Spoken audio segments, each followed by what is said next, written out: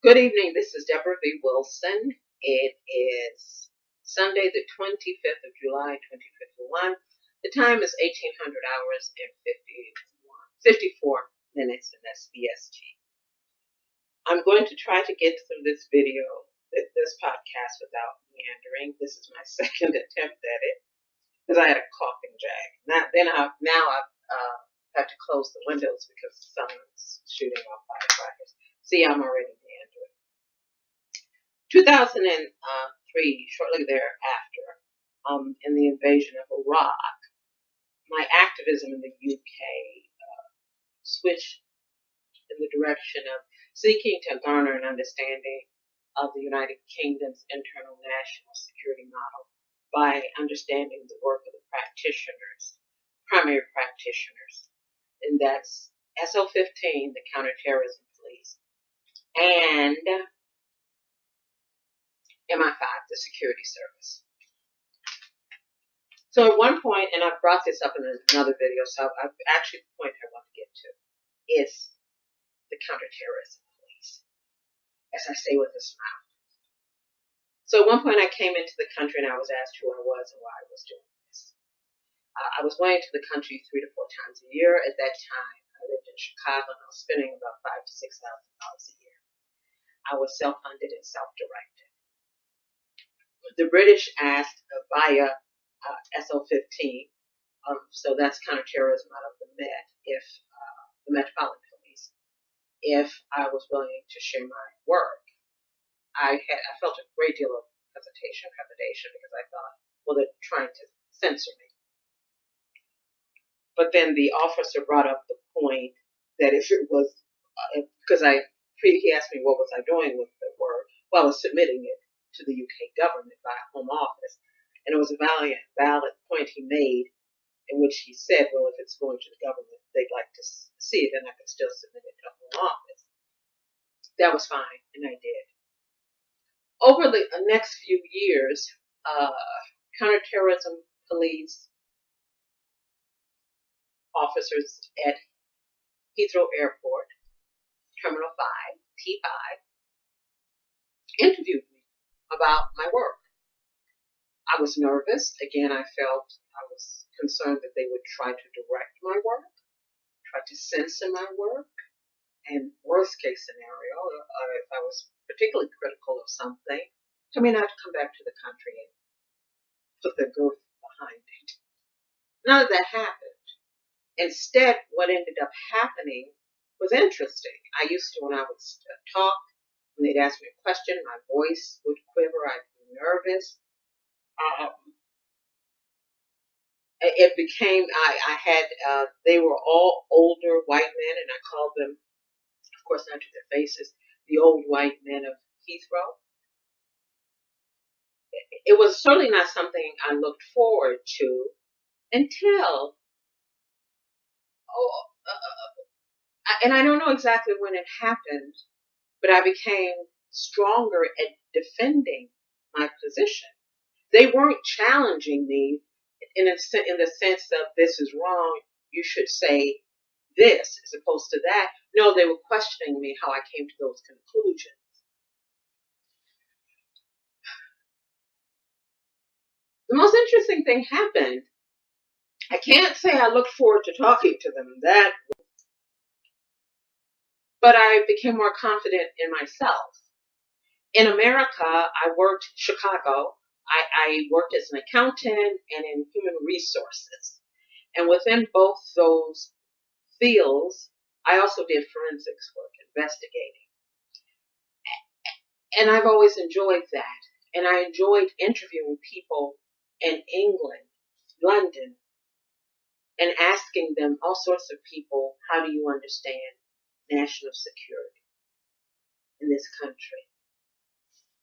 The interesting thing about standing in front of SO15 3 to 4 times a year for half an hour,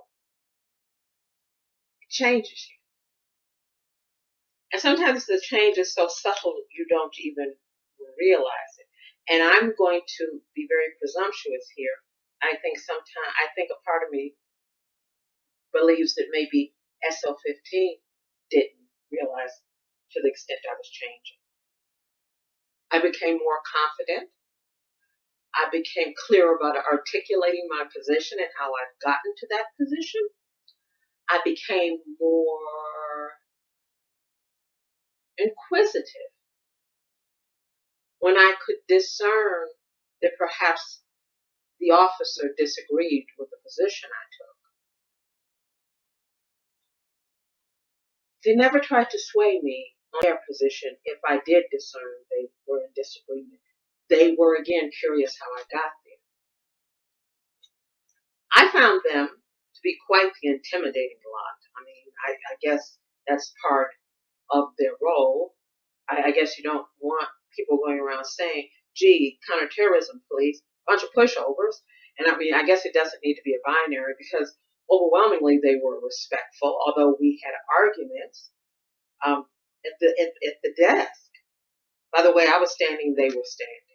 And a couple of times I had arguments with the SO15 officer that was so loud, an immigration officer standing next to the SO15 officer had to tell him to stop. It was the most amazing experience. One of the SO15 officers, because what I would do is I would give them, first, initially I was telling them what I was, my interviews, the results of my interviews. Then I decided to give them a copy, their own version of my findings, because again, it was going to go to home office. It was interesting, they never asked for a copy, but I gave them a copy. And I remember one of the SO15 officers asked me why I had arranged things the way I did in this report. And I looked at it because he had a copy, I had a copy, and I said, oh, occasionally in the U.S., and that's why it's arranged this way. Oh, and he said, well, it would be helpful if it's not too difficult if you could, he said the same work but arrange it. And he told me what would be optimal for them. And then he said, may I see your binder, if you don't mind, unless there's something personal in it, could you take it out? There was nothing personal in it, and so he rearranged. He said, this is the way that is most logical for us. And he said, take a look at it and tell me what you think. I thought it was a good idea. I've seen SO15 officers in a jovial mood. I've seen them in a very professional mood and not really showing any emotion. I've seen them after a particular incident happened in this country, overwhelmed, exhausted. Overwhelmed with the girth that was on their shoulders, but still realizing they were up for the task. SO15 officers, one time I came into the country and I had so many interviews. Oh my God. And when he saw my schedule, he said, I just have a few questions for Madam, and then I'll let Madam get on her way because I see that big time. There were some awkward interviews, never creepy, never racist, never sexist, but definitely some awkward ones. Again, it started approximately 2003, continued for years. There came a point that, nervous laugh, that I came across foreign intelligence. So they were not British intelligence officers, and they were not American, so they were foreign to this country and foreign to myself. And they were allies of the UK.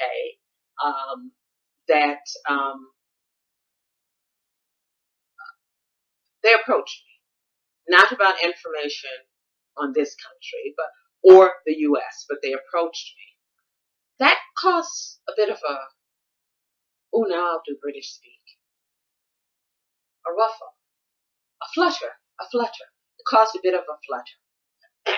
I'm underspeaking with the British, with the SO15. And the greatest irony in the world was all of a sudden this happened, that I started garnering the attention of foreign operatives who were here. in London. Well, I'm in Bradford, but they were in London, in this country, and it caused a bit of some consternation. What were they saying to me? Who are they? And it was a rhetorical question because I think they had a better sense of who they were than I did. I thought they were all diplomats.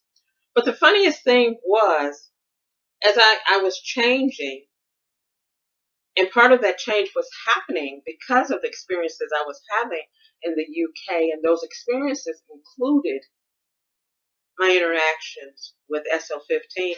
It was like they didn't see the influence they had on me. They were so methodical. And I'm methodical to the point that it can be bothersome to other people.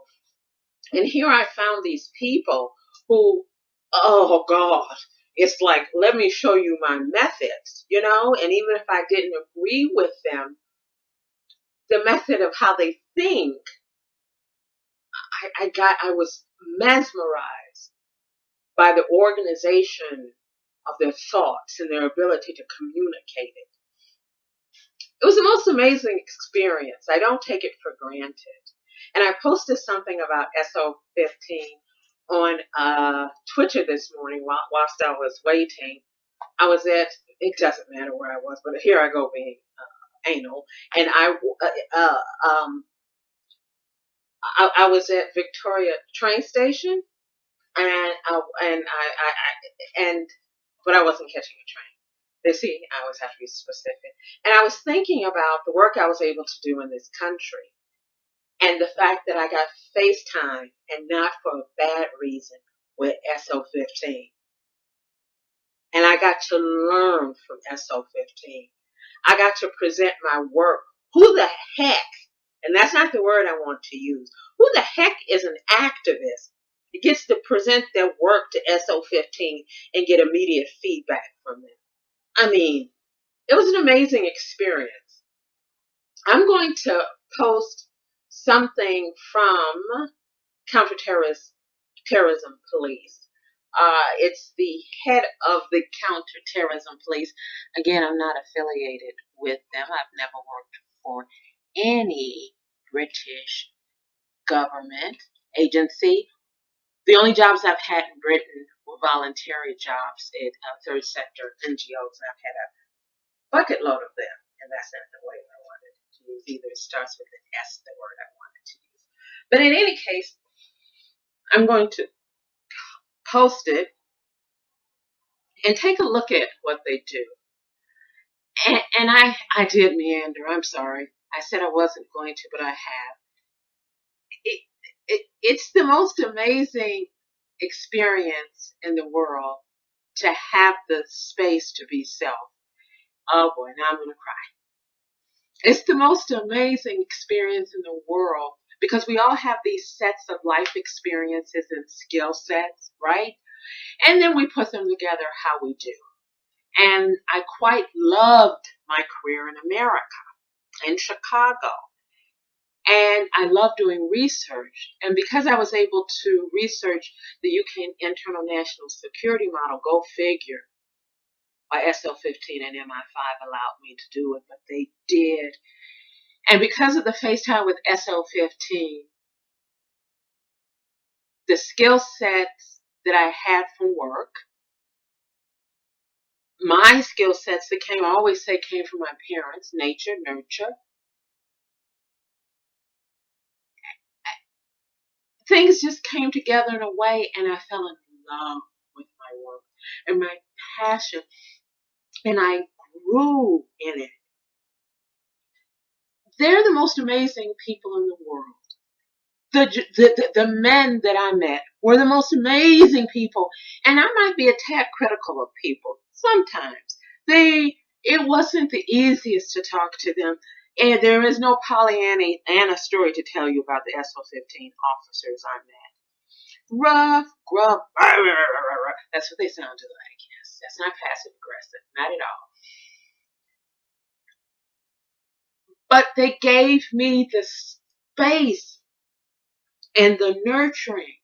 I said the N word, a good N word. Nurturing. that I ended up becoming this person that found this new interest that I fell in love with. And on top of that, I got to give service. I so want you to look at SO15's Twitter post. Do what you will with it.